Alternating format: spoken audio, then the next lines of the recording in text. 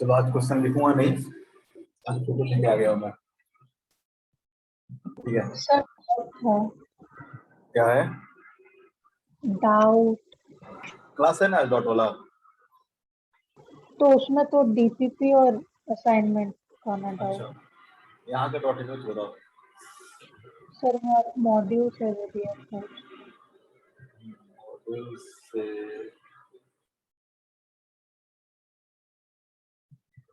अच्छा, पहले चलो फटाफट कर लेते हैं, मॉड्यूल का डिस्कशन कर लेते हैं। ज्यादा क्वेश्चन कहाँ दिया था मैंने?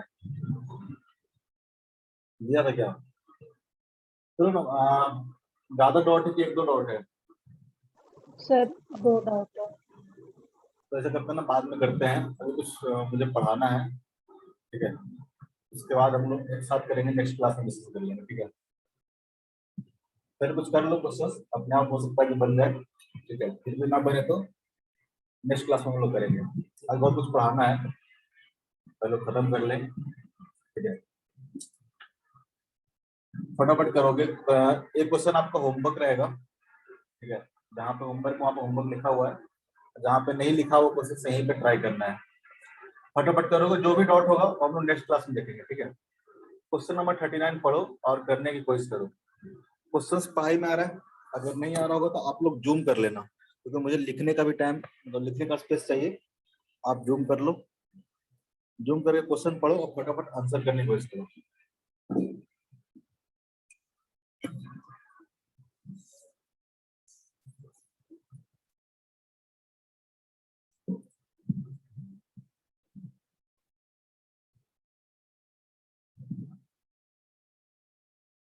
बताओ क्या होगा? इतना भारी भी क्वेश्चन नहीं है।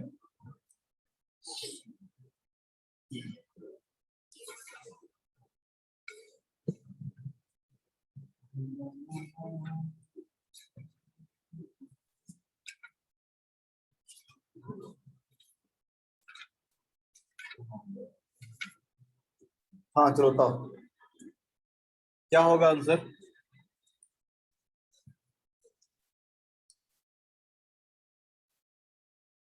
कोई नहीं, इतना देर में दीक्षा, सूरज, बताओ इसका आंसर। इस तरह का अरेंजमेंट दिया हुआ है और ठीक है, मैन जो स्टार्ट पर बैठा हुआ है और मैन क्या कर रहा है, इसको पुश पुश पुल कर रहा है। ठीक है, 250 न्यूटन फोर्स लगा रहा है। मैन क्या कर रहा है, स्ट्रिंग को खींच रहा है 250 न्यूटन फोर्स से। तो पूछता क्या है, पूछा क्या है, determine the acceleration of the cart.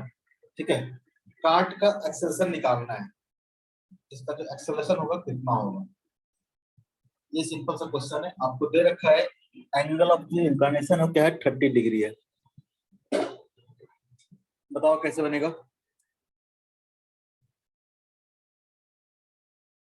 अध्याप sir हम तो लिख रहे हैं अभी क्वेश्चन ही। क्वेश्चन अभी लिखो मत, बाद में लिख लेना, आप स्पेस छोड़ दो, इसलिए तो मैं लेके आया हूँ क्वेश्चन। थोड़ा टाइम बचेगा, आप बाद में आपको पीडीएफ जाएगा ही, आप वहां से क्वेश्चंस डाउनलोड कर सकते हो, मतलब लिख सकते हो। अभी क्वेश्चन मत लिखो, ठीक है, आप स्पेस छोड़ दो क्वेश्चंस का और इसको सॉल्व करो।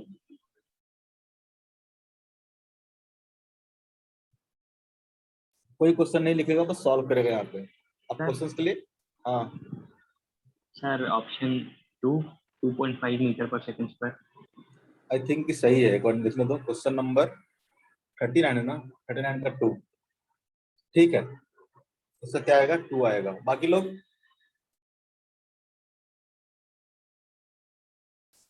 जो 39 कर लिए हैं वो 41 ट्राई करेंगे, 41 ट्राई करेंगे। सर 40 नहीं बनाना है। नहीं, ये होमवर्क है आपका, होमवर्क में करना है।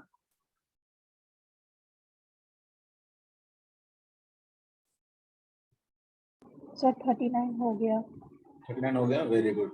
अब जिससे नहीं बना है वो जरा देखेंगे एक बार, कितना सिंपल क्वेश्चन है। हो गया ना?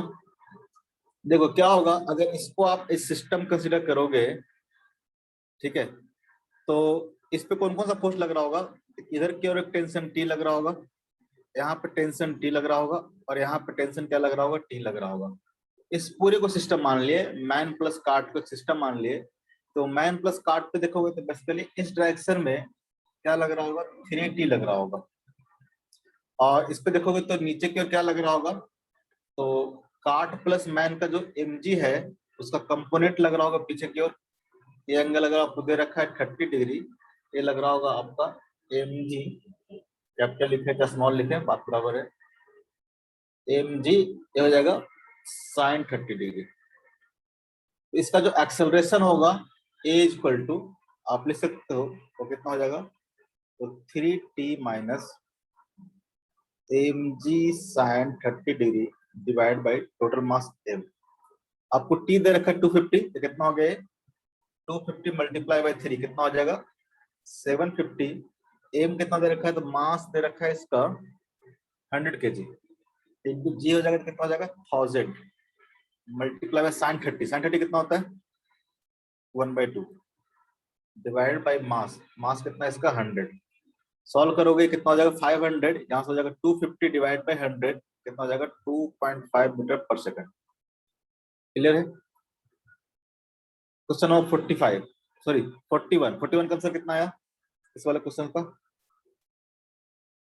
इसमें कोई दिक्कत तो नहीं है किसी को? आई थिंक नहीं होगा। Very good. क्वेश्चन नंबर 41 किस किसने सॉल्व किया? सर 1 मिनट बस। कोई नहीं, टाइम लो, ट्राई करो, सॉल्व करो।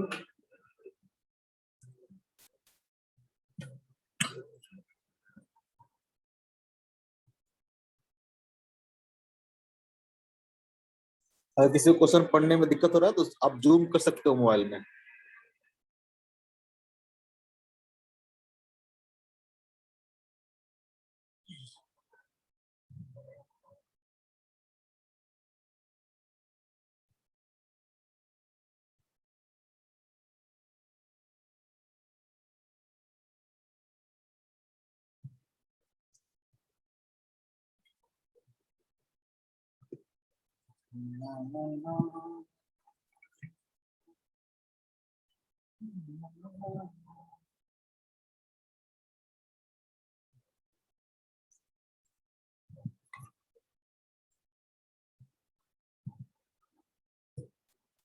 हो गया किसी से भी?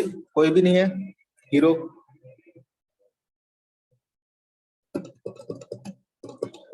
Forty one.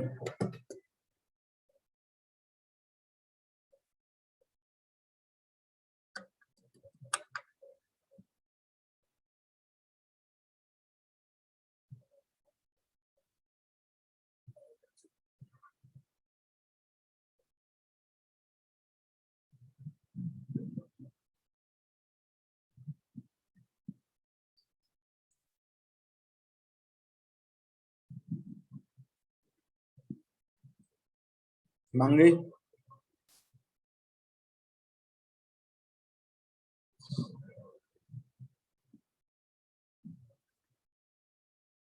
मांगी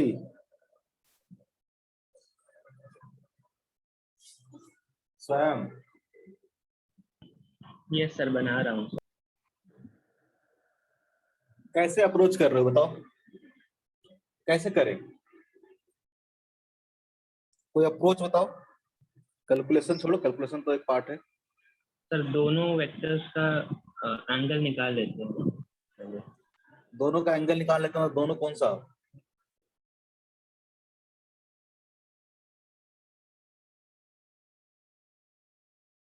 रिद्धिमा, रिद्धिमा बताओ कैसे करेंगे? क्या पूछा है आपको? पूछा है यहाँ पे नॉर्मल रिएक्शन, पॉइंट बी पे आपको नॉर्मल रिएक्शन पूछा है, ठीक है। नॉर्मल किधर होगा इसका? कोई बताएगा?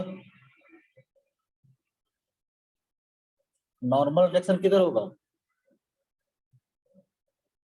दीक्षा? अरे यहाँ पे आप टेंजेंट ड्रॉ करोगे और यहाँ पे नॉर्मल ड्रॉ करोगे तो नॉर्मल कहाँ से जाएगा? इधर से जाएगा ना, आपको पता है ना कॉन्टैक्ट सरफेस के हमेशा जो परपेंडिकुलर होगा उधर के लगेगा नॉर्मल। और आपको पता है किसी भी सर्कुलर पाथ पे अगर देखोगे किसी पॉइंट पे अगर नॉर्मल ड्रॉ करोगे तो कहां से जाएगा, सेंटर से जाएगा, सेंटर से जाएगा कि नहीं जाएगा। आपको बस निकालना है कि इसके अलाउंग कितना फोर्स लग रहा होगा, उतना ही क्या होगा, नॉर्मल लगेगा। ठीक है, तो इस ब्लॉक का देखोगे तो इस ब्लॉक का एमजी क्या कर रहा होगा, नीचे की ओर लग रहा होगा, और इधर की ओर क्या लग रहा होगा, अलोंग द स्प्रिंग क्या लग रहा होगा, के इंटू एक्स लग रहा होगा। ठीक है, तो आप क्या करो, इसका कंपोनेंट ब्रेक कर लो अलोंग दिस, इसका कंपोनेंट ब्रेक कर लो अलोंग दिस। जितना फोर्स इधर की ओर लग रहा होगा नॉर्मल रिएक्शन उतना ही क्या लग रहा होगा, इधर की ओर लग रहा होगा। एक कॉन्सेप्ट है, ये क्लियर है, तो बाकी कैलकुलेशन है कर लेंगे हम लोग। इसमें दिक्कत किसी को? सर एक बार रिपीट कीजिए सर। पॉइंट बी पे देखोगे तो पॉइंट बी जो है इसका मास कितना है, तो मास इसको दे रखा है एम। ठीक है, इसका मास कितना है एम। जब भी मास एम है तो एम जी क्या लगेगा, नीचे की ओर लगेगा, ये तो क्लियर है। और इधर स्प्रिंग फोर्स है तो के एक्स क्या लगेगा, अलोंग द स्प्रिंग लगेगा।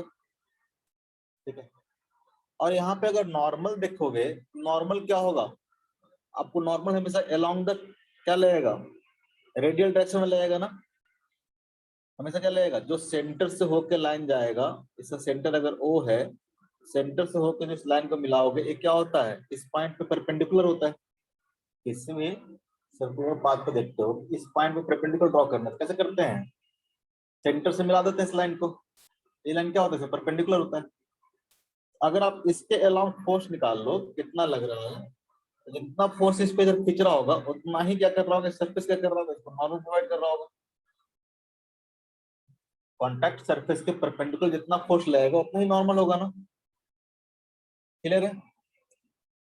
Yes sir. तो अगर आप देखोगे तो एंगल निकाल लो, आपको के एक्स पता चल जाएगा, एम जी आपको पता ही है। अगर एंगल की बात करें तो ये एंगल कितना होगा, ये नहीं दिख रहा, ये दिखेगा क्या, ये भी नहीं दिख रहा, इससे काम चलाते हैं। ये एंगल देखोगे तो ये एंगल कितना होगा, देखो ए भी रेडियस, ए भी रेडियस, ये अगर 30 है तो ये भी कितना होगा, 30 होगा कि नहीं होगा, होगा। क्या हो गया तुम लोगों को, यस सर। हाँ ना बोलो कुछ, थोड़ा डायग्राम में बड़ा बना रहा हूँ। ये हमारा पॉइंट बी है, ये हमारा स्प्रिंग वाला है। ठीक है,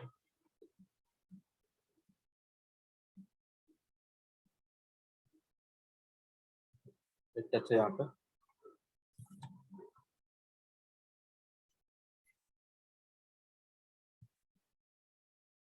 और ये हमारा क्या है, वर्टिकली डाउनवर्ड क्या है हमारा एम जी है, इधर क्यों क्या लग रहा है, के एक्स लग रहा है। ये एंगल अगर 30 डिग्री है, ए भी एंगल कितना होगा, 30 डिग्री होगा कि नहीं होगा, क्योंकि ए रेडियस आर है तो ए भी रेडियस कितना होगा, आर होगा। इस ट्रायंगल में देखोगे तो ये दोनों क्या है, इक्वल है, ये दोनों क्या है, इक्वल है, ए भी 30 डिग्री हो जाएगा। इस एंगल की बात करें तो ए एंगल कितना होगा, तो 830 830 कितना हो गया, बताओ, 380 होता है ना, 120 हो जाएगा, ये 120 हो जाएगा, ये कितना हो जाएगा बताओ, ये एंगल कितना हो जाएगा 60, ये एंगल 60, ये एंगल 90, ये कितना हो जाएगा 30। एंगल क्लियर है, दोनों 30 होगा, ये एंगल भी 30, एंगल भी क्या होगा 30। अगर नेट फोर्स देखोगे along the OB लाइन, तो जो नेट फोर्स होगा यानी बोल सकते हैं इधर की ओर लगेगा नॉर्मल, हम बोल सकते हैं जो नॉर्मल रिएक्शन होगा वो कितना हो जाएगा, तो हो जाएगा कि x cos 30 degree plus m g cos 30 degree, बस आप पुट कर दो, सॉल्व कर दो। ठीक है, अब बात है कि एक्स कैसे निकालेंगे, एक्स कैसे निकालेंगे, तो इसका जो नेचुरल लेंथ है आपको दे रखा है, स्प्रिंग का नेचुरल लेंथ कितना दे रखा है आपको आर, और यहाँ पे अगर बात करें कि स्प्रिंग का जो लेंथ है कितना होगा, ये आप निकाल सकते हो। आराम से निकाल सकते हो। ठीक है, अगर इस वाले ट्रायंगल की बात करें हम लोग, बड़े वाले का, ये पूरा लेंथ कितना हो जाएगा 2r, ये वाला लेंथ कितना हो जाएगा 2r cos 30 डिग्री, होगा कि नहीं होगा। अगर हम x की बात करें तो x इक्वल टू कितना हो जाएगा, तो नेचुरल लेंथ कितना था r था, अभी कितना है 2r cos 30 डिग्री है, तो जो एक्सटेंशन होगा कितना होगा, तो 2r cos 30 degree minus of r, आपको x पता चल जाएगा, k आपको दिया हुआ है, ठीक है, mg आपको पता है, cos 30 पता है, सब कुछ पता है, सॉल्व करोगे यहाँ से नॉर्मल आ जाएगा। आ जाएगा कि नहीं आ जाएगा। नॉर्मल इक्वल टू हो जाएगा के की वैल्यू पुट कर देते हैं, के की वैल्यू हो जाएगा √3 + 1 बाई आर, यहाँ से के दे रखा है √3 + 1 by r into m g. ठीक है, एन इक्वल टू पुट कर रहा हूं मैं, k into x, x equal to कितना हो जाएगा, तो आर में कॉमन ले लेता हूँ, आर में कॉमन ले लेता हूँ, यहाँ बचेगा 2 इंटू कॉस 30, कॉस 30 कितना होता है √3/2 माइनस क्या हो जाएगा आर, आर तो कॉमन ले ले तो बचेगा 1 बचेगा, तो हमने यहाँ तक वैल्यू पुट कर दिया है, plus m g into cos 30, cos 30 कितना हो जाएगा अगेन √3/2 हो जाएगा। सॉल्व कर लो, आर से आर क्या हो गया कैंसिल आउट हो गया, 2 से 2 क्या हो गया कैंसिल आउट हो गया, यहाँ बचा √3 + 1, यहाँ बचा √3 - 1, मल्टीप्लाई करेंगे तो क्या हो जाएगा a + b into a - b, a² minus of b square, यानी √3 का स्क्वायर कितना हो जाएगा 3 - 1 का स्क्वायर कितना हो जाएगा 1, तो √3 माइनस 3 - 1 कितना हो जाएगा 2 हो जाएगा, और mg बचेगा इतना ही बचेगा ना, कहीं कुछ गड़बड़। अच्छा, यहाँ पे हमने cos 30 का वैल्यू डालना भूल गया, क्योंकि हमने k की वैल्यू डाल लिया, k की वैल्यू यहाँ से यहाँ तक, और x की वैल्यू यहाँ से लेके यहाँ तक, हमने मल्टीप्लाई करना भूल गया cos 30 से, cos 30 कितना हो जाएगा √3/2 हो जाएगा, तो यहाँ से लेके यहाँ तक सॉल्व किए थे कितना आ गया था 2mg आ गया था, तो 2mg multiply by √3/2 plus mg into √3/2, तो क्या हो जाएगा, तो 2√3mg और यहाँ से कितना हो जाएगा 3√3mg/2, आंसर इसका हो जाएगा 3√3mg/2। क्लियर है, नहीं समझ में आया, कैलकुलेशन ज्यादा था, कॉन्सेप्ट तो बस यहीं पे खत्म हो गया। सर एक्स कैसे निकाले? एक्स निकाले हम लोग इलोंगेशन, आपको नेचुरल लेंथ दे रखा था, इसको मिटा रहा हूं मैं, ठीक है, आपको नेचुरल लेंथ दे रखा है कि स्प्रिंग का जो नेचुरल लेंथ हो कितना है आर है, ठीक है, स्प्रिंग का नेचुरल लेंथ कितना है आर है, और अगर स्प्रिंग ऐसा रखा हुआ है तो अभी जो लेंथ होगा कितना होगा, ये कितना है 2r, इसका कंपोनेंट इधर देखोगे तो कितना हो जाएगा 2r cos 30 डिग्री, अभी जो लेंथ कितना है 2r cos 30 डिग्री, और नेचुरल लेंथ कितना था r था, एक्सटेंशन कितना हो जाएगा 2r cos 30 degree minus r हो जाएगा, होगा कि नहीं होगा, यस सर। ऐसे निकाल लिए, तो नॉर्मल डायरेक्शन पता चल गया था कितना होगा, एक्स हम लोग निकाल लिए थे, बाकी तो कैलकुलेशन है, कैलकुलेट करके देखा हमने, आंसर कितना आ गया है 4 आ गया है। क्लियर है, किसी को नहीं आ रहा तो बताओ। हिमांगी, हिमांशु, क्या सर? समझ में आ रहा है सर, हाँ सर, आप मेरा नाम बिगाड़ दिए सर। कैसे बिगाड़ दिया, हिमांगी सिंह, नहीं सर, उसके बाद जो आप बोले ना, क्या बोला मैंने, आप मेरे नाम को सर पुलिंग में ट्रांसफर कर दिया। अच्छा अच्छा बढ़िया बढ़िया, क्या दिक्कत है, हम भेदभाव नहीं करते हैं किसी भी चीज से। आगे बढ़ो, एक क्वेश्चन आपका होमवर्क रहेगा, ठीक है, आप इसको ट्राई करोगे, नहीं बनेगा तो उसको बताएंगे। क्वेश्चन नंबर 62, यहाँ पे पढ़ो और ट्राई करो, क्वेश्चन नंबर 62।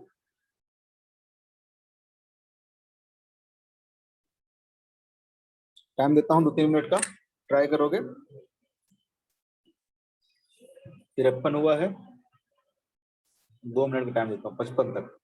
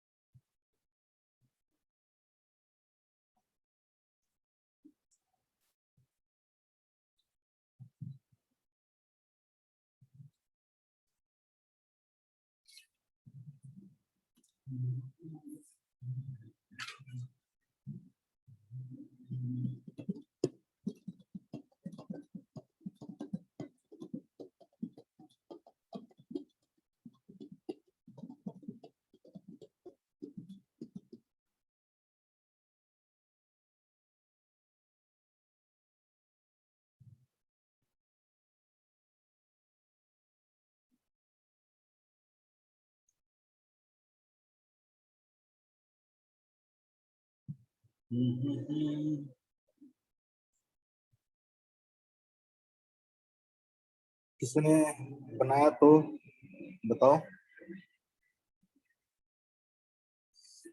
हुआ मतलब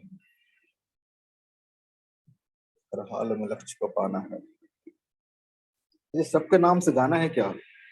सूरज हुआ मध्यम तो है, हर हाल में लक्ष्य को पाना है, और अक्षत के नाम से गाना नहीं है कोई। दीक्षा तुम्हारे नाम पे गाना है क्या? नहीं सर। हिमांगी? मेरा तो सर नाम ही ऐसा है, कोई गाना बन ही नहीं सकता। ऐसा कैसे है? बादशाह को बोलो बना देगा। नहीं सर, जितना थोड़ा बहुत इज्जत बचा भी है मेरे नाम का वो भी लुट जाएगा। स्वयं के नाम से ही गाना नहीं है, सूरज के नाम से तो है, लक्ष्य के नाम से तो है। जल्दी बनाओ नहीं तो मैं सब खुरपाती दिमाग में कुछ ना कुछ सोचता रहूंगा। 62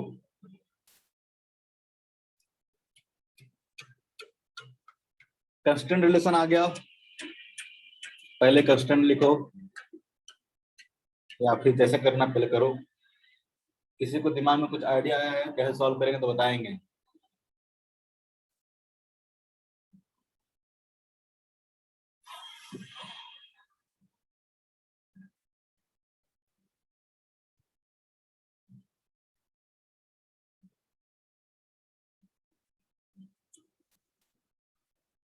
सर कंस्ट्रेंट तो आ गया। क्या है इसका अच्छा समझाया? सर ये अगर छोटा है हम माने ना, तो छोटा है 3 × बड़ा है बाई 2। अच्छा, इसको माना मैंने कैपिटल ए, और इसको मान लेते हैं। इसका देखो, इसका 2 एक्सेलरेशन आएगा। एक तो आएगा अलोंग द इंक्लाइंड प्लेन, ठीक है, अलोंग द इंक्लाइंड प्लेन, और साथ साथ क्या आएगा, तो एक जब नॉर्मल कंस्टेंट लिखोगे तो इसका रिएक्शन इस डायरेक्शन में भी क्या आएगा, एक्सेलरेशन आएगा, इस डायरेक्शन में भी एक एक्सेलरेशन आएगा। तो इस छोटे वाले ब्लॉक को अगर देखोगे, इसके पास 2 एक्सेलरेशन होगा, एक तो होगा अलोंग द इंक्लाइंड प्लेन और एक क्या होगा, perpendicular to the inclined plane. ठीक है, इसको हम लोग बोल सकते हैं, क्या बोलते हैं इसको, A1A2 कर लें क्या? A1A2 कर लेते हैं। होगा कि नहीं होगा? इसके पास 2 एक्सेशन होगा। अगर A1 की बात करें, अलोंग द इंक्लाइंड प्लेन बात करें, तो कैसे निकालेंगे अलोंग द इंक्लाइंड प्लेन? तो वो हम लोग क्या करेंगे, टेंशन वाला कंस्टेंट लिख लेते हैं, उससे आपको अलोंग द इंक्लाइंड प्लेन क्या आ जाएगा। बड़े वाला का मान लिया मैंने कैपिटल ए, और इसका मान लिया along the inclined plane A1, और परपेंडिकुलर तो कैसे आएगा, तो परपेंडिकुलर आ जाएगा नॉर्मल से कंस्टेंट से।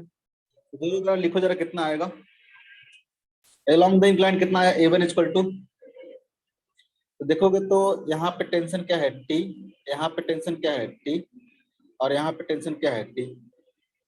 तो अगर कंस्टेंट लिखोगे तो क्या आ जाएगा, minus of A1 into T, इसके लिखे तो A1 पीछे की ओर है और T क्या है, आगे की ओर है, तो -A1 इंटू टी, ठीक है। ये हो गया छोटे वाले ब्लॉक के लिए। अब बड़े वाले ब्लॉक पे देखेंगे तो क्या आ जाएगा, तो इसका जो एक्सेशन कैपिटल ए है और टेंशन क्या लग रहा है, इधर की ओर टी लग रहा है, तो capital A into T plus में आएगा। और यहाँ पे टेंशन क्या है, तो इस डायरेक्शन में है और एक्सेलरेशन क्या है, ब्लॉक का इस डायरेक्शन में है। तो यहाँ पे लिखेंगे तो क्या आ जाएगा, यहाँ पे आ जाएगा A into T into cos 60 degree equal to क्या होगा, 0 होगा। क्लियर है। टी टी क्या करो, कैंसिल आउट कर दो, तो देखोगे तो A1 इक्वल टू, इसको इधर ले जाओ तो क्या बचेगा, capital A into 1 plus cos 60 degree, तो हो जाएगा ए इंटू कॉस 60 कितना हो जाएगा, हाफ होता है, तो 1 प्लस हाफ कितना हो जाएगा, 1.5 हो जाएगा ना, 3/2 हो जाएगा। ये आ गया सबका। अलोंग द इंक्लाइंड प्लेन देखोगे कि A1 क्या है, एक्सेलरेशन है along the inclined plane, along the inclined plane. Clear है। अब परपेंडिकुलर वाला देखोगे, परपेंडिकुलर वाला देखोगे तो क्या आएगा बताओ। परपेंडिकुलर आप डायरेक्टली निकाल सकते हो कि अगर यहाँ पे कॉन्टैक्ट ब्रेक नहीं हो रहा है तो बड़े वाला का जो एक्सेलरेशन है वो क्या है, ए है इधर की ओर, इसका जो एक्सेलरेशन होगा along this, along the normal, जो एक्सेलरेशन होगा वही क्या होगा, A2 होगा। A2 इक्वल टू आप बोल सकते हो कैपिटल ए इंटू एंगल कितना होगा 60 डिग्री, तो वो हाँ A cos 60 degree. Sir constant relation में नॉर्मल नहीं लिए, ले तो रहे, सेकंड वाला कहाँ से निकाल रहा है, अरे नॉर्मल इधर लग रहा है ना, अलोंग द, देखो दो एक्सेशन आएगा ना इसका, एक जो भी नेट एक्सेशन होगा उसका हमने दो कंपोनेंट ब्रेक कर लिया, एक अलोंग द इंक्लाइंड प्लेन, ठीक है, इसको मैंने A1 मान लिया, और परपेंडिकुलर टू इंक्लाइंड प्लेन इसको मान लिया A2। Along the inclined plane आपने टेंशन से निकाल लिया, ये कितना आ जाएगा A इंटू 3/2, और परपेंडिकुलर टू इंक्लाइंड प्लेन निकालेंगे, यहाँ पे क्या आएगा, नॉर्मल वाला कंस्ट्रेंट आएगा। नॉर्मल कंस्ट्रेंट क्या है कि ए नॉर्मल ब्रेक नहीं होना चाहिए, इसका मतलब जो बड़े वाला ब्लॉक का जो एक्सेलरेशन है उसका जो कंपोनेंट होगा अलोंग दिस वो क्या होगा, सेम ही होगा। अगर थीटा है, इसका जो कंपोनेंट होगा इधर की ओर तो क्या हो जाएगा, ए कॉस थीटा, वो क्या होना चाहिए, A2 के बराबर होना चाहिए, A2 के बराबर होना चाहिए। अब ए, अरे बात दोनों सेम ही है, जैसे कि इधर की ओर A2 माना, नॉर्मल किधर लग रहा था, इधर के लग रहा था A2 इंटू एन, और इस पे नॉर्मल क्या लग रहा है, इधर की ओर लग रहा है, और एक्सेशन क्या है, इधर की ओर है। यहाँ से बोल सकते हैं n into a into cos theta equal to कितना हो जाएगा, 0। ठीक है, यहाँ पे माइनस होगा क्योंकि नॉर्मल ऊपर की ओर लग रहा है, एक्सेशन क्या है, नीचे की ओर है, तो minus of A2 plus a cos theta equal to क्या हो जाएगा, 0 हो जाएगा, यानी A2 इक्वल टू कितना हो जाएगा, ए कॉस थीटा। कैसे भी लिख लो, सब बात क्या है, सेम ही है। क्लियर है। Yes sir. तो हमने डायरेक्टली लिख लिया A2 इक्वल टू कितना हो जाएगा, ए कॉस 60 डिग्री हो जाएगा, क्योंकि एक कॉन्टैक्ट ब्रेक नहीं होना है, मतलब इस पॉइंट का जो एक्सेलरेशन होगा अलोंग द नॉर्मल क्या होना चाहिए, सेम होना चाहिए। क्लियर है। तो काम का नहीं अपना, जैसे आपको एक तरीका से यूज करो, हर तरीका से जरूरी नहीं है, जहां पे जो सिंपल लगे। तो आपका अलोंग द इंक्लाइंड प्लेन भी आंसर आ गया, और परपेंडिकुलर टू इंक्लाइंड प्लेन भी आपका एक्सेशन आ गया। अब आप क्या करो, सेकंड स्टेप में एफबीडी बनाओ और सॉल्व करो। एफबीडी कैसे बनाए, डायग्राम मेरा चला गया ऊपर, ठीक है। अब क्या करो, एफबीडी बनाओ। तो बड़े वाला ब्लॉक का मैं बनाता हूँ, मतलब वेज का बनाता हूँ एफबीडी। बड़े वाले पे कौन कौन सा फोर्स लग रहा होगा, डायग्राम भी, तो यहाँ पे टी लग रहा होगा, ठीक है, इधर की ओर। आई देखोगे तो टी का कंपोनेंट होगा इधर की ओर, ठीक है। इस डायरेक्शन में देखते हैं हम लोग, पहले हॉरिजॉन्टल डायरेक्शन में कौन कौन सा फोर्स लग रहा है। तो यहाँ पे लग रहा है इसका टी, और ऐसे जो टी लग रहा था उसका मैंने कंपोनेंट ले लिया अलोंग दिस, वो कितना हो जाएगा, टी कॉस 60, ये एंगल था आपका 60 डिग्री, तो हो जाएगा टी कॉस 60 डिग्री, यहाँ पे हो गया। और क्या लग रहा था, तो एक सेम टेंशन इधर की ओर लग रहा था, उसका भी कंपोनेंट क्या करेंगे हम लोग, ब्रेक कर लेंगे। ये एंगल 60 है तो एंगल भी कितना हो जाएगा, 60 हो जाएगा। इस टेंशन का भी कंपोनेंट कितना जाएगा इधर की ओर, टी कॉस 60 डिग्री। पहले हॉरिजॉन्टल कंपोनेंट देख रहे हैं सारे फोर्स का, मैंने ये लिखा कहाँ गया मेरा डायग्राम? इधर भी टेंशन लग रहा होगा ना इस पे, इधर का टेंशन का कंपोनेंट ब्रेक कर लिया मैंने इधर की ओर, यहाँ पे जो टेंशन लग रहा होगा उसका भी ब्रेक कर लिया मैंने इधर की ओर। ए वाला लिख लिया मैंने, ए लिख लिया, ए लिख लिया। और कौन सा फोर्स लग रहा होगा इस पे? तो नीचे mg लग रहा होगा, ऊपर ऊपर नॉर्मल लग रहा होगा, साथ साथ ये ब्लॉक भी क्या कर रहा होगा, इस पे फोर्स लगा रहा होगा। ठीक है, ये ब्लॉक जो इस पे रखा हुआ है वो भी क्या कर रहा होगा, इस डायरेक्शन में नॉर्मल लगा रहा होगा। इसका भी कंपोनेंट ब्रेक कर लो, तो अलोंग दिस कितना हो जाएगा? तो एक कंपोनेंट हो जाएगा आपका, ये एंगल आपको 60 है, तो ये एंगल कितना हो जाएगा? 60। ये एंगल आपको 60 है, तो ये एंगल 60 होगा, तो एंगल कितना हो जाएगा? 30 हो जाएगा, यानी ये एंगल 60 हो जाएगा, ये एंगल 60 हो जाएगा। तो ये कितना हो जाएगा? n sin 60 degree. सही है ना?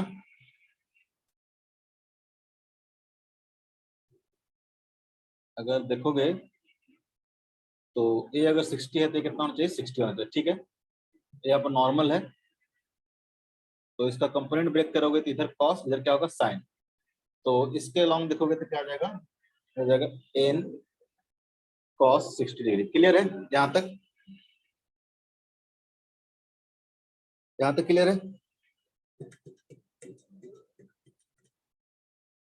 और नीचे की ओर देखोगे तो नीचे की ओर इस पे एक लग रहा होगा, नीचे की ओर कैपिटल mg, जो भी इसका वेज होगा मास, एक नीचे से नॉर्मल लग रहा होगा, मैं मान लेता हूँ कुछ n डैश। इतना सारा फोर्स लग रहा होगा इस पे। अब बताओ, क्लियर है सारा फोर्स?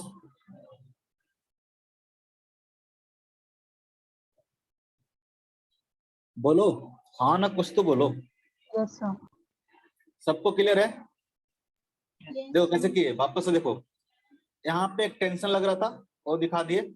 ऊपर में जो टेंशन लग रहा था इधर की ओर लग रहा था, और यहाँ पे टेंशन एक इधर की ओर लग रहा था। इस डायग्राम में देखोगे तो इस बेंच पे एक करके देखते हैं सारा। तो यहाँ पे एक टेंशन लग रहा था, वो लगा दिया मैंने। एक टेंशन यहाँ पे लग रहा था, एक टेंशन क्या लग रहा था? यहाँ लग रहा था। और एक क्या कर रहा होगा? नॉर्मल लगा रहा होगा, इसका वेट लग रहा होगा नीचे की ओर, ठीक है, और नॉर्मल डायरेक्शन लग रहा होगा ऊपर की ओर। ये सारा फोर्स लग रहा है। इसी सारे फोर्स को मैंने क्या किया? कंपोनेंट में ब्रेक करके लिख लिया है। इधर की ओर कितना हो जाएगा? t cos 60, इधर की ओर कितना हो जाएगा? t sin 60। इसको भी देखोगे तो इधर की ओर कितना हो जाएगा? एक t है, तो ये एंगल भी कितना होगा? 60, तो हो जाएगा t cos 60, और नीचे की ओर कितना हो जाएगा? t sin 60। इस नॉर्मल का देखोगे, ये जो नॉर्मल है इसका भी कंपोनेंट इधर इधर की ओर देखोगे, ये आपका नॉर्मल n है, ये एंगल कितना हो जाएगा आपका? 60, इधर की ओर लगेगा n sin 60, इधर की ओर लगेगा n cos 60। सारा कंपोनेंट ब्रेक करके हमने फोर्स को इस तरह से दिखा दिया है, फोर्स को इस तरह से दिखा दिया है। और आपको पता है कि इस ब्लॉक का जो एक्सेलरेशन है वो कितना है? कैपिटल ए है, कैपिटल ए है। अब आज छोटे वाले ब्लॉक का एपीडी बनाते हैं हम लोग। छोटे वाले ब्लॉक पे क्या होगा? इधर की ओर टेंशन लग रहा है टी, इधर को टेंशन लग रहा है टी, और ये अगर ब्लॉक नॉर्मल लगा रहा था इस पे, बेस पे ऐसे, तो इस पे क्या लग रहा होगा? नॉर्मल ऊपर की ओर लग रहा होगा। तो नॉर्मल क्या लग रहा होगा? ऊपर की ओर लग रहा होगा। और इसका वेट जो है mg क्या लग रहा होगा? नीचे की ओर लग रहा होगा। इसका भी दो कंपोनेंट ब्रेक कर लेते हैं, एक अलोंग दिस और एक अलोंग दिस। तो हो जाएगा mg, अगर थीटा है तो ये थीटा होगा, तो mg cos 60 डिग्री, और हो जाएगा आपका mg sin 60 डिग्री। इस वाले फोर्स को मैं इरेज कर देता हूँ, दोनों कंपोनेंट फॉर्म में लिख दिया है, तो ऐसे रट देते हैं डॉट डॉट करके mg। क्लियर है? और कोई फोर्स लग रहा होगा? और इसका जो एक्सेलरेशन है along दिस देखोगे तो कितना है? इसका डायरेक्शन है along दिस a1, और ऐसा परपेंडिकुलर जो एक्सेलरेशन है इसका वो कितना है? इसका a2। कंस्ट्रेंट रिलेशन लिख लोगे, सॉरी एफबीडी बना लोगे। अब एफबीडी बनाने के बाद कुछ बचा नहीं है, आप इक्वेशन लिखना है और सॉल्व करना है, फिनिश खत्म यहाँ पे। क्लियर है? इतना बात समझ में आता है मेरे नालायकों? Yes sir. तो जरा इक्वेशन लिखोगे, ठीक है। पहले हम छोटे ब्लॉक का लिख लेते हैं, फॉर ब्लॉक, ठीक है। अगर ब्लॉक के लिए देखोगे तो क्या आएगा? तो इधर की ओर एक्सेस कितना है इसका a1 है, तो हम लिखेंगे mg sin 60। sin 60 मतलब कितना हो जाएगा √3/2। तो mg into √3/2 minus of t1, ठीक है। mg sin 60 minus of t1 equal to कितना हो जाएगा, तो हो जाएगा mass into a1, mass into a1। Clear है, ये क्वेश्चन नंबर हमारा हो गया फर्स्ट मान लेते हैं। ऊपर भी 2 इक्वेशन आया हुआ है हमारा।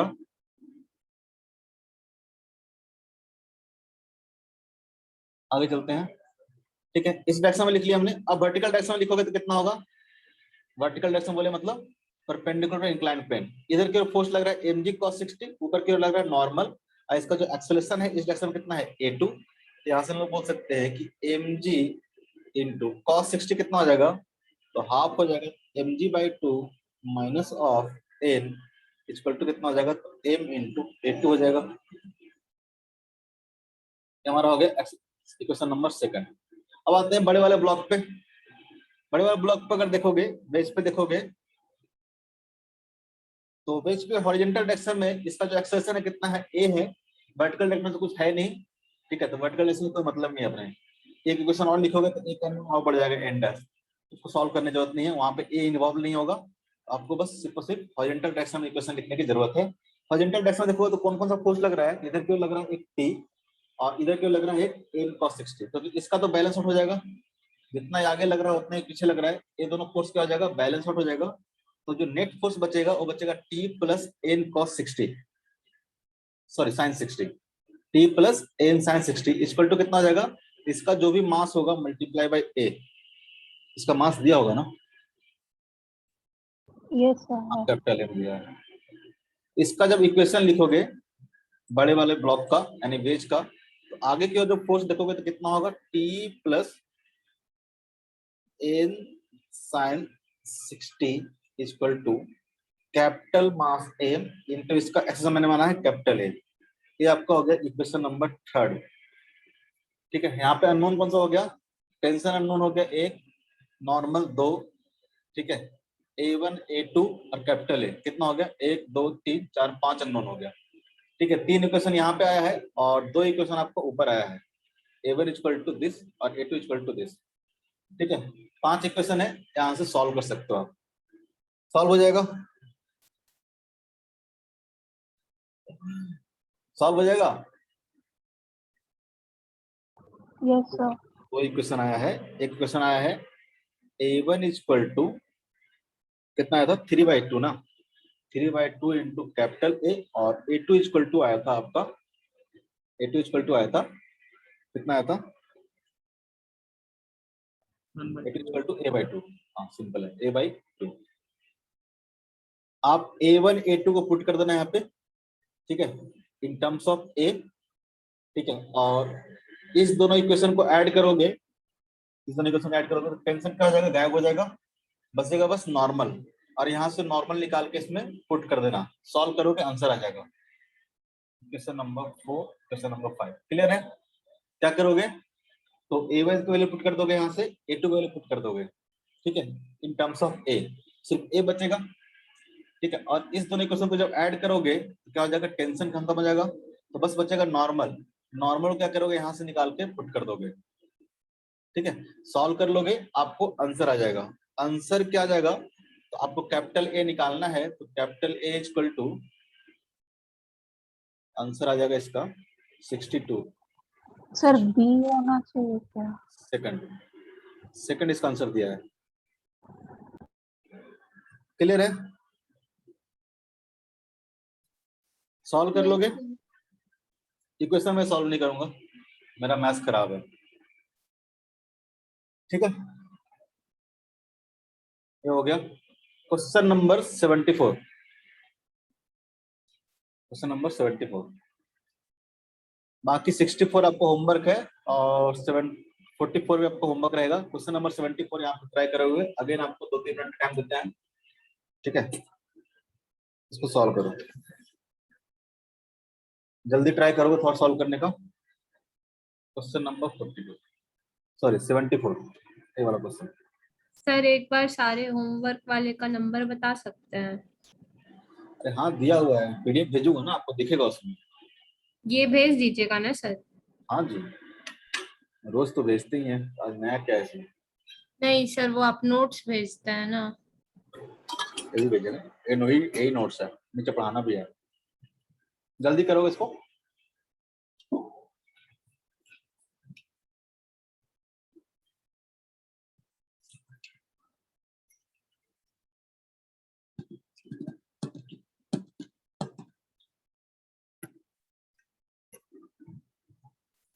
लक्ष्य बना नहीं रहा जी तुम। एक भी क्वेश्चन आंसर नहीं दिया है, खाली पूछता भारी भारी क्वेश्चन, सिंपल क्वेश्चन नहीं बताता है।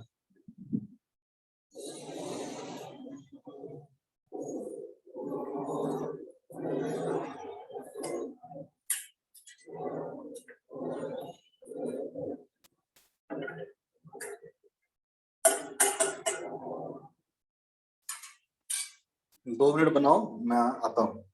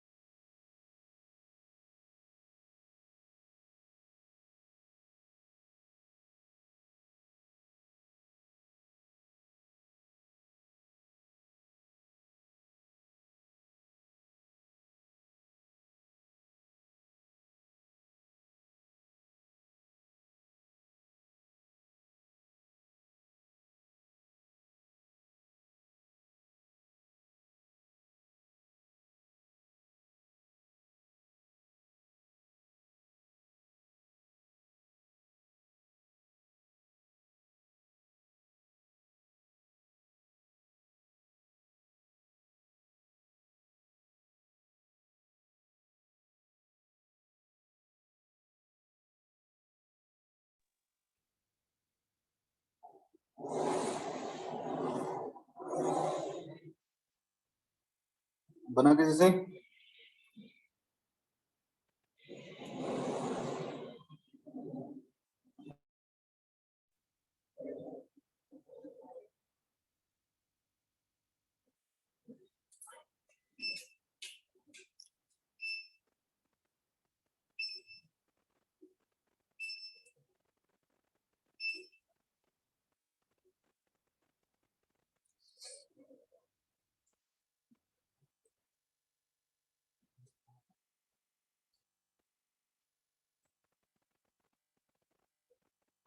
सर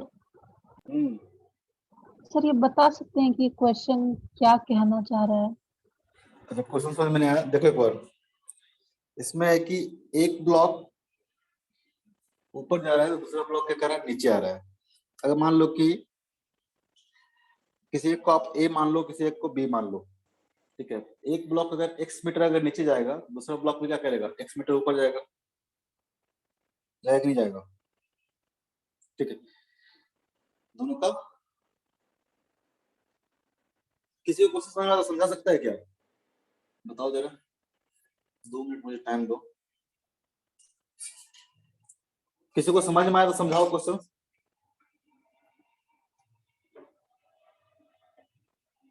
किसी को आया समझ में? लक्ष्य यस सर। बताओ जरा, क्वेश्चन में क्या कहना चाहता है।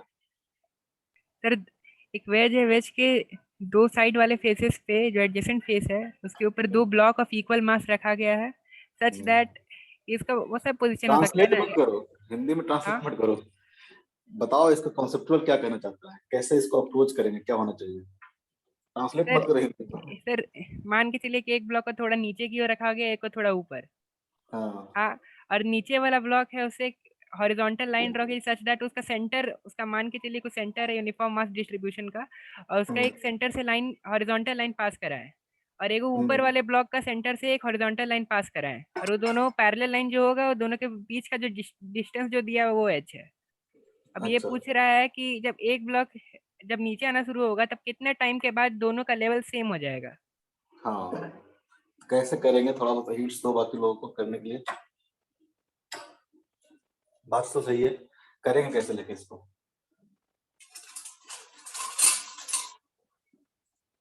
करेंगे कैसे तो? वही कर रहे, 2 मिनट रुकते हैं। बात समझ में आया अध्याय कैसे करना है? करना नहीं, क्या कह रहा है जो? सर अभी वो नहीं हम आया? आ गया था। उतना आ गया था? हाँ अच्छा, चलो बताते हैं। बस चाय बनाने लग गया था। अगर तुम टाइम लगाओगे तो मैं चाय बना लेगा। ओके, कोई है इसने बनाया?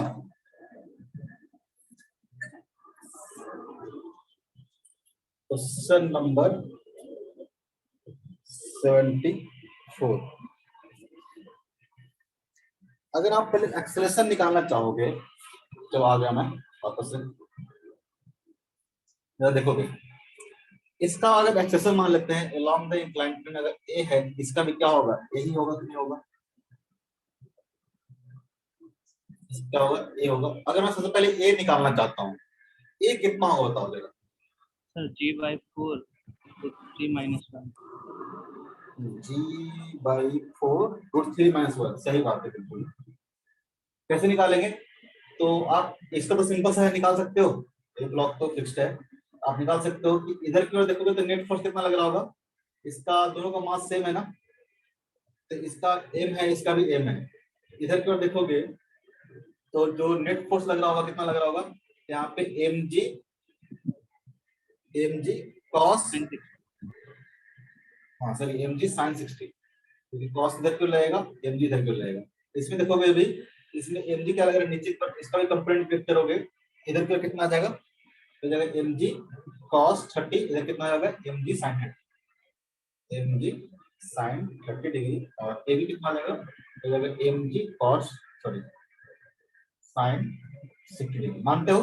इधर अब देखोगे तो नेट फोर्स जो लग रहा होगा इस ब्लॉक पे, इधर क्यों लग रहा है mg sin 60, इधर क्यों लग रहा है mg sin 30। अगर एक्सेलरेशन निकालना है इस ब्लॉक का तो निकाल सकते हैं हम लोग mg sin 60 minus mg sin 30 divide by total mass कितना आ जाएगा इसका? Two block of critical mass have been placed with two pairs at the fixed place as shown in the figure. The blocks are released in the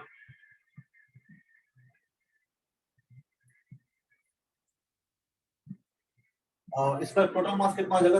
m + s2m होगा ना। Question solve करते हैं। अगर आप एक्सेलरेशन निकालना चाहोगे 74 number,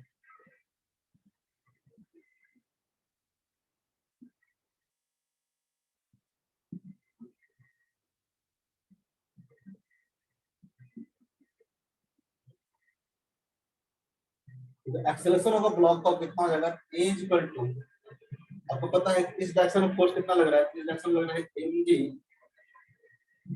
sin 60 degree, और इधर की ओर क्या लग रहा है आपका? mg sin 30 degree. ये एंगल आपको 60 डिग्री रहता था और ये एंगल आपको 30 डिग्री रहता था। क्या जगह? mg sin 60 minus mg sin 30 divide by total mass कितना होगा इसका? तो दोनों इक्वल मास है तो कितना जाएगा? 2m मास हो जाएगा। मास कितना जाएगा? 2m हो जाएगा। इधर एक्सेलरेशन निकालो कितना जाएगा? m से m क्या जाएगा? कैंसिल हो जाएगा, तो हो जाएगा g into sin 60 कितना आ जाएगा? 3/2 माइनस sin 30 कितना आ जाएगा?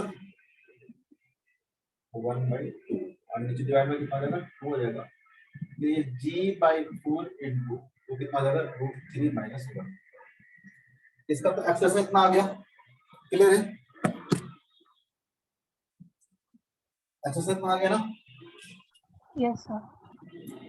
अब दोनों क्या था? अलग अलग हाइट पे था।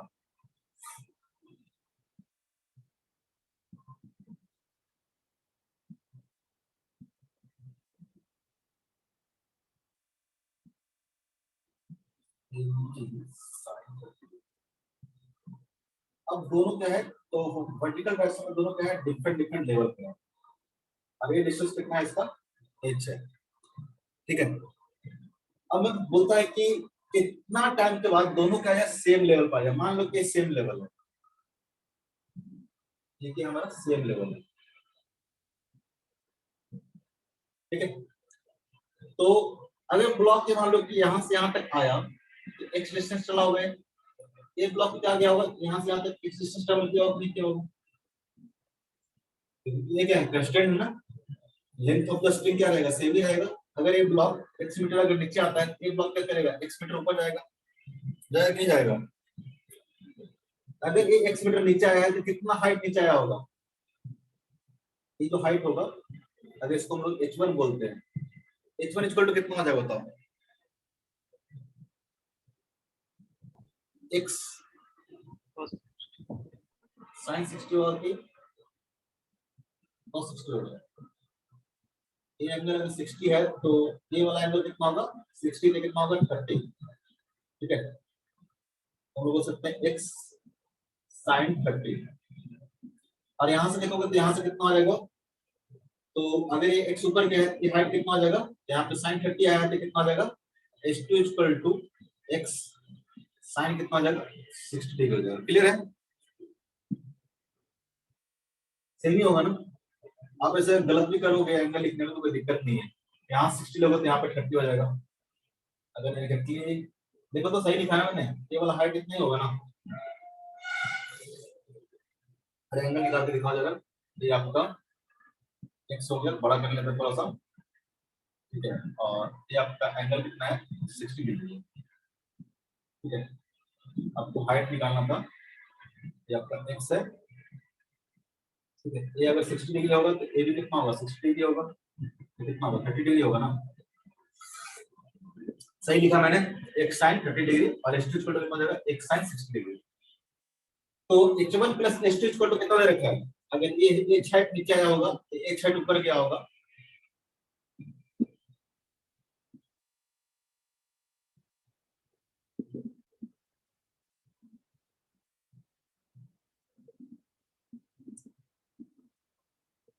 यहां से लेंगे हम लोग, h हाइट क्या गया होगा, ऊपर गया होगा, ये वाला है h2। तो यहां से यहाँ तक इसका डिस्टेंस क्या होगा, ये ऊपर जा रहा होगा, x से क्या आ रहा होगा, नीचे आ रहा होगा। तो ये हाइट आपको कितना नीचे आया होगा, x sin 30 डिग्री नीचे आया होगा, और ये हाइट कितना ऊपर गया होगा, x sin 60 डिग्री क्या गया होगा, ये ऊपर गया होगा, ठीक है। x sin 60 डिग्री क्या गया होगा, ये ऊपर गया होगा। तो h1 प्लस h2 कितना आ जाएगा, तो दोनों के बीच में हाइट कितना था पहले, h था, h1 प्लस h2 कितना आ जाएगा, h के बराबर हो जाएगा, नहीं हो जाएगा। रिलेटिव मोशन भी तो यूज करते हैं। रिलेटिव मोशन क्या जरूरत है, होगा कि नहीं होगा बताओ, इतना पहले समझो, इतना होगा, नहीं समझ में आया। h1 plus h2 equal to कितना हो जाएगा, h के बराबर हो जाएगा, और h1 प्लस h2 मतलब क्या आ जाएगा, x into sin of 30 degree plus sin of 60 degree. होगा कि नहीं होगा, अभी भी नहीं पता, अभी भी नहीं समझ में आया। अरे नहीं आया ना, सर मिटा क्यों दिया, आ गया था। नहीं बोलते तो क्या करूं मैं, बोलना चाहिए ना, फिर समझाने लगता हूं मैं। समझ में आया था कि नहीं आया था, इसका डायग्राम कहां गया, हाँ डायग्राम है। ये आपको दिया हुआ है, ये एंगल कितना है, 60 डिग्री है। जिसको नहीं समझ में आया वापस समझने की कोशिश करोगे, तुम लोग को ना आसान सा क्वेश्चन करवाएंगे, दिमाग नहीं लगाते तुम लोग। ये कितना है, 30 डिग्री। इस तरह से दिया हुआ था, ये ब्लॉक है, मैं ऐसा बोलता हूँ कि जब पढ़ते हो तो मन की आंखों से देखा करो, दिखेगा। सिंपल एक आंख से देखोगे तो नहीं दिखेगा। इसको और नीचे कर लेते हैं।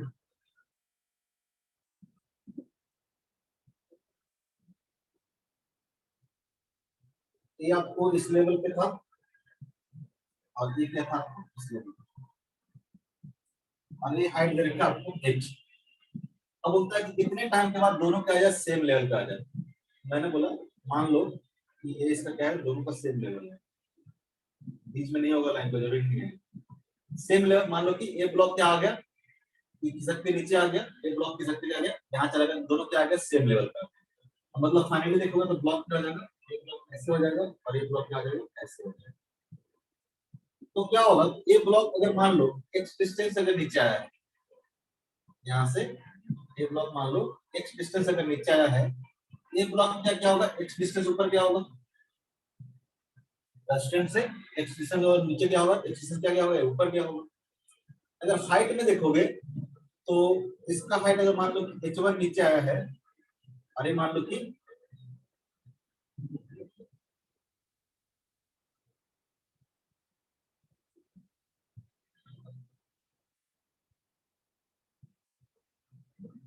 ये ब्लॉक था ऐसे, तो ये ब्लॉक मान लो कि h1 हाइट क्या है नीचे आया है, ठीक है, इधर की ओर क्या था ये x था, x था। अगर ये x नीचे आएगा तो x क्या करेगा ये ऊपर जाएगा। अगर यहाँ पे हाइट निकालेंगे x का कंपोनेंट ले लो इसके अलावा, ये हमारा हाइट h1 हो जाएगा, इस x का कंपोनेंट ले लो तो क्या हो जाएगा h2 हो जाएगा। h1 हाइट नीचे आएगा, ये h2 हाइट ऊपर जाएगा, तो h1 प्लस h2 कितना हो जाएगा h के बराबर होगा कि नहीं होगा, h1 प्लस h2 क्या हो जाएगा h के बराबर हो जाएगा। क्लियर है? फिर ऑप्शन दिखाइए ना।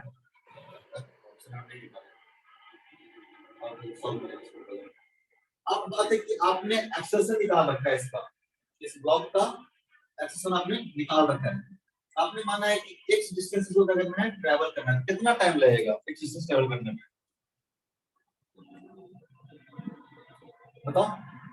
तो x इक्वल टू कितना हो जाएगा, x equal to initial velocity कितना है 0 है, हो जाएगा हाफ इनटू a इनटू क्या हो जाएगा t square, a into t square हो जाएगा। आपको a पता है, ठीक है, टाइम को निकालना है, तो यहां से आप बोल सकते हो x equal to from equation 1 and 2, इसको मान लेते हैं 1, इसको मान लेते हैं 2, इसको मान लेते हैं 3। अब तीन इक्वेशन है और आपको निकालना है तो सॉल्व हो जाएगा आराम से। अब इक्वेशन सॉल्व करना है, यहां से देखो x equal to x equal to क्या पुट कर दोगे half into a equal to कितना आ जाएगा, a इक्वल टू हो जाएगा g/4 into √3 - 1 into half into a की वैल्यू पुट कर दिया इनटू t स्क्वायर हो जाएगा t स्क्वायर, ये हमने पुट कर दिया x इक्वल टू x, ठीक है। अब यहां से पुट कर दो sin 30 प्लस sin 60 कितना हो जाएगा, sin 30 कितना होता है बताओ, sin 30 1 by 2 sin 60 कितना होगा। तो यहां से आप एच आपको गिवन था, आपको टाइम आपको पता चल जाएगा, अंडर रूट के फॉर्म में आ जाएगा, सॉल्व हो जाएगा। अभी भी समझ में नहीं आया, सॉल्व सिंपलीफाई कर लो, h इक्वल टू हो जाएगा आपको g/8 √3 - 1, और यहाँ से देखोगे तो कितना हो जाएगा √3 + 1 बाई कितना हो जाएगा 2 इनटू कितना हो जाएगा 2 स्क्वायर, हो जाएगा 3 का √3 का स्क्वायर कितना हो जाएगा 3 - 1 का स्क्वायर 1, 3 - 1 कितना हो जाएगा 2 और नीचे 2 है, क्या जाएगा कैंसिल आउट हो जाएगा, आपको फाइनली कितना आ जाएगा तो t स्क्वायर इक्वल टू आ जाएगा आपका, मल्टीप्लाई कर दो जैसे हो जाएगा 8 इनटू h बाई कितना हो जाएगा g, यहां से t इक्वल टू आपको आ जाएगा 8 का अंडर रूट लोगे तो क्या आ जाएगा 2 बाहर आ जाएगा, हो जाएगा अंडर रूट 2h बाई या कैंसिल हो जाएगा, हो जाएगा नहीं जाएगा। Yes sir. अभी भी समझ में नहीं आया,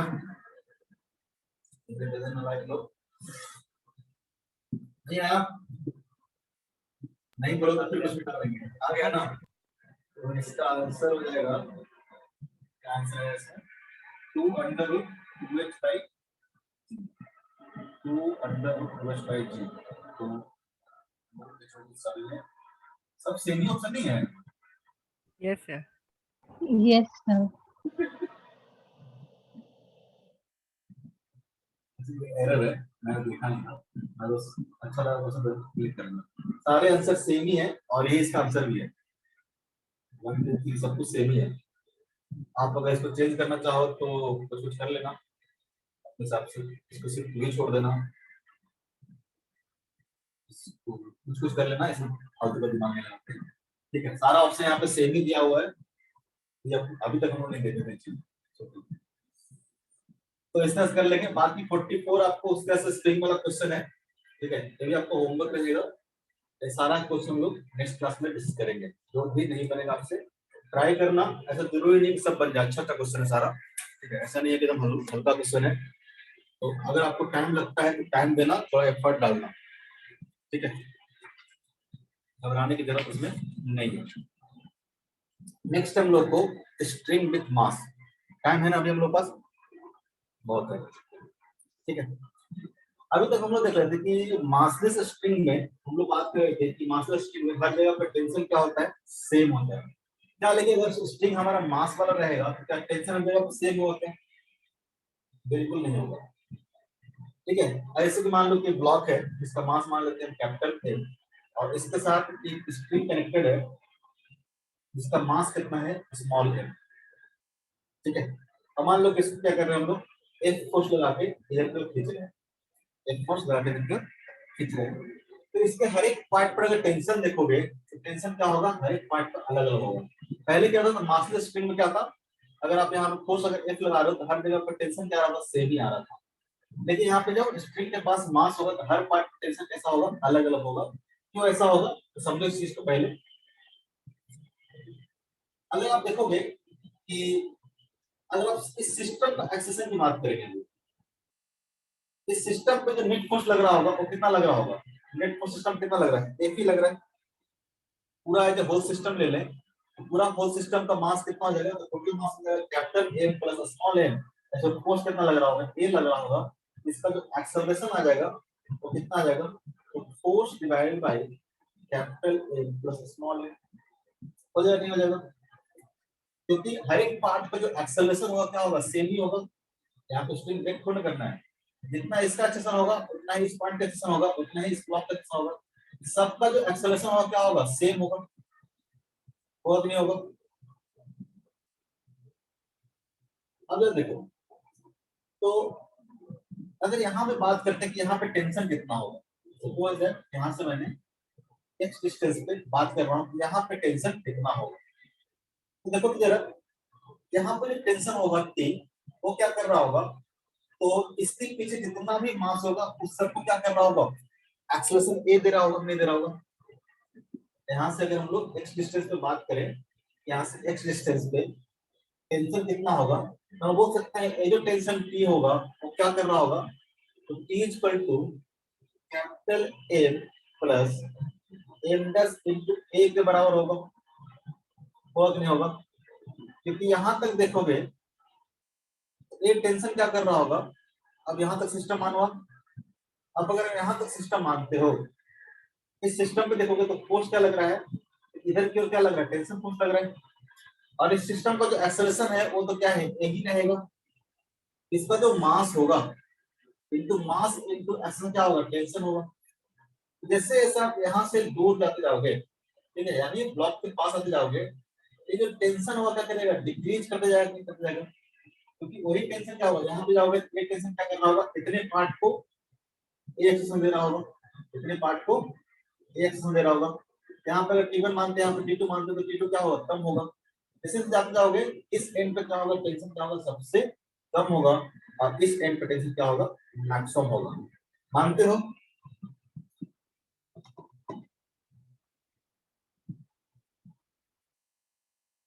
मानते हो? Yes sir. हाँ सर।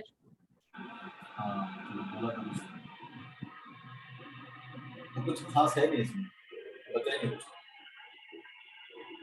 अगर टी निकालना है तो बस आप मास निकाल लो, एवरेज इक्वल टू कितना होगा, तो यूनिफॉर्म मास है तो टोटल मास एल, और इसका आपको लेंथ दे रखा है ना, लेंथ ऑफ द स्प्रिंग आपको दे रखा होगा, मान लेते हैं फिलहाल के लिए कि एल है।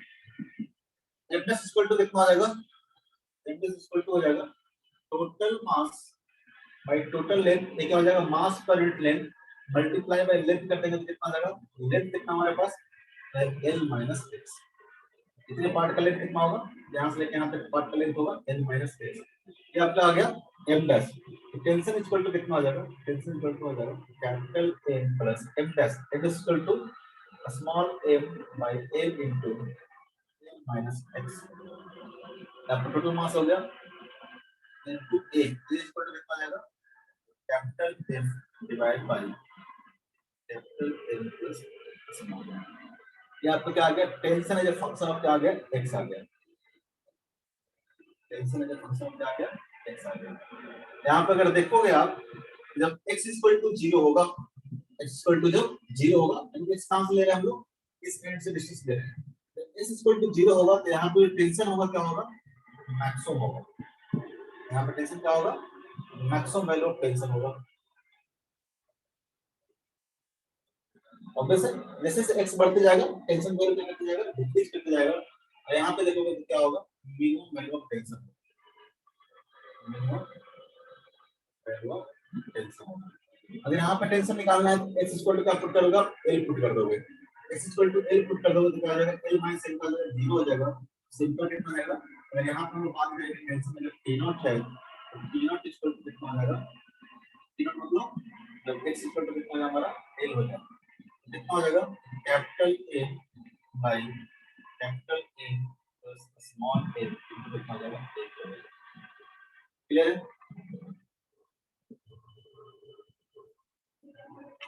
क्लियर है। इस तरह से कोई भी अगर आपको वेरिएबल मास वाला देता है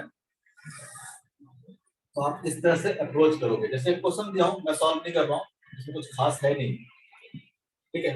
एक क्वेश्चन है कि आपको इस तरह से बॉडी कनेक्टेड है और एक जो है स्ट्रिंग है उसका मास है आपको m, ठीक है, मास वाला स्ट्रिंग नहीं है, यहाँ पे मास वाला स्ट्रिंग है, और पूरा पूरा पूरा जो सिस्टम है वो क्या करना है, ये एक्सेशन से ऊपर जा रहा है, आपको टेंशन कैलकुलेट करना as a function of x, ये इसमें भी देखोगे तो यहाँ पे देखोगे तो यहाँ पे टेंशन कितना होगा, तो यहाँ पे जो टेंशन प्रोवाइड हो रहा होगा वो क्या कर रहा होगा, इस ब्लॉक को ऊपर की ओर एक्सेशन कितना दे रहा होगा, a दे रहा होगा, यहाँ पर जो टेंशन होगा यहाँ से x डिस्टेंस पे क्या कर रहा होगा, इस पूरे जो नीचे वाला मास है उसको एक्सेशन क्या कर रहा होगा, ये दे रहा होगा। अगर यहाँ पे देखोगे t इक्वल टू कितना जाएगा, डायरेक्टली अपन से लिख सकते हो, चलो कर देता हूँ, t इक्वल टू कितना जाएगा, इसके नीचे जितना भी मास है उस पूरे पार्ट को जो एक्सेलरेशन प्रोवाइड कर रहा होगा, क्या प्रोवाइड कर रहा होगा, टेंशन प्रोवाइड कर रहा होगा, t इक्वल टू कितना जाएगा, तो कैपिटल M डायरेक्टली लिख दो, कैपिटल M प्लस इसका मास कितना आएगा, तो small mass divide by l, क्या जाएगा, mass per unit length multiply by x, कितना आ जाएगा, इसका मास आ जाएगा m डैश मतलब इस वाले स्ट्रिंग का mass, capital M plus m dash into कितना आ जाएगा, तो t माइनस इसका mg पूरा करेंगे नीचे के लगना होगा, पूरा अगर मास देखोगे तो कितना आ जाएगा, कर लेना, ऊपर की टेंशन t, नीचे का कितना लगेगा m plus m dash into g equal to कितना आ जाएगा, m plus m dash into क्या आ जाएगा, a हो जाएगा, नहीं हो जाएगा, t इक्वल टू कितना आ जाएगा, तो a plus m dash into g plus a हो जाएगा, नहीं हो जाएगा, और m डैश स्क्वायर कितना आ जाएगा, ये हो जाएगा, आंसर क्या आएगा उसका, ये हो जाएगा, क्लियर है सर हां। सर अगर टग ऑफ वार में दोनों साइड से रोप को खींच रहे हैं और वो रोप मूव नहीं कर रहा है, तब उसका टेंशन पे क्या कमेंट कर सकते हैं, मतलब दोनों साइड खींच रहे हैं, मतलब गेम होता है ना टग ऑफ वार, तो उसमें खींचते ही है, हां क्या मतलब दोनों तरफ मास वाला स्ट्रिंग हो, जैसे मास वाला स्ट्रिंग मूव नहीं कर रहा है फिर भी इसके अंदर टेंशन होगा, टेंशन हो क्यों नहीं होगा, अगर आप इधर से F से खींच रहे हो, इधर से क्या कर रहे हो, F से खींच रहे हो, इस केस में क्या होगा, जब एक्सेलरेट नहीं कर रहा होगा तो यहाँ पर जितना टेंशन होगा यहाँ पे टेंशन क्या होगा, सेम ही होगा, ठीक है, इस केस में क्या होगा, टेंशन क्या होगा, सेम ही होगा, एक्सेलरेट नहीं कर रहा होगा, ठीक है, टेंशन क्या होगा, सेम होगा। लेकिन अगर मान लो आपने इसको इस तरह से हैंग कर रखा है, इस तरह से हैंग कर रखा है, इस केस में क्या होगा, टेंशन सेम नहीं होगा, क्योंकि देखोगे तो यहाँ पे देखोगे तो यहाँ पे जो टेंशन होगा टी वो क्या कर रहा होगा, जितने मास को क्या कर रहा होगा, बैलेंस कर रहा होगा, यहाँ पे जो पी देखोगे ऊपर की ओर वो क्या होगा, जितने मास को क्या कर रहा होगा, बैलेंस कर रहा होगा, हर जगह पे जो टेंशन होगा कितना होगा, mg के बराबर होगा। m डिपेंड करेगा तो वैरी करेगा, जितना पोर्शन आप लोगे उतना बड़ा मास हो जाएगा। अगर यहाँ पे देखोगे तो सिर्फ और सिर्फ कितना होगा, तो t इक्वल टू इसका जो मास होगा m नॉट इनटू g हो जाएगा। यहाँ पे टेंशन देखोगे तो क्या हो जाएगा, ये पूरे मास का इनटू g, इसके जैसे से ऊपर जाते जाओगे टेंशन क्या होता जाएगा, बढ़ते जाएगा। लेकिन इस केस में क्या होगा, टेंशन हर एक पॉइंट पे देखो तो सेम ही रहेगा, क्योंकि देखो यहाँ पे जितना टेंशन होगा, ठीक है, और इस वाले पार्ट को कंसीडर करोगे, इस वाले पार्ट को कंसीडर करोगे, इधर जो फोर्स F लग रहा है, ऑब्वियस इधर जो टेंशन की है उतना ही लगना चाहिए जितना फोर्स है। अभी तो एक्सेलरेट नहीं कर रहा, सपोजिंग मास होगा, एक्सेलरेट तभी नहीं कर रहा होगा जब ये दोनों फोर्स क्या होंगे, इक्वल होंगे, एक इक्वल टू क्या होगा, t होगा। उस तरह से किसी भी पार्ट पे देखोगे तो यहाँ पे टेंशन कितना होगा, ये वाला पार्ट क्या कर रहा है, एक्सेलरेट नहीं कर रहा है, जितना एक इधर होगा उतना ही क्या होगा, इधर होगा। इस केस में हर जगह पर टेंशन क्या होगा, सेम होगा। क्लियर है? Yes sir. तो जब मासलेस स्प्रिंग आएगा आपको इस तरह से काम करना होगा, सॉरी जब मास वाला स्प्रिंग आएगा इस तरह से काम आपको करना होगा। क्लियर है? यस एक सिंपल सा क्वेश्चन दिया था वो तो मैंने बता ही दिया।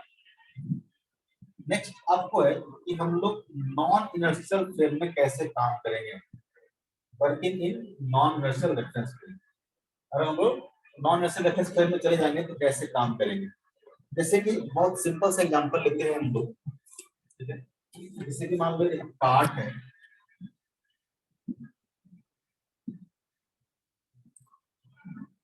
अरे मान लो नॉन इनर्शियल रेफरेंस फ्रेम पता है ना किसको बोलते हैं, नॉन इनर्शियल रेफरेंस फ्रेम ऐसे फ्रेम को बोलते हैं जो कि क्या हो, एक्सेलरेटेड फ्रेम। ठीक है, इन जनरल देखोगे तो एब्सोल्यूट इनर्शियल फ्रेम कुछ होता नहीं है।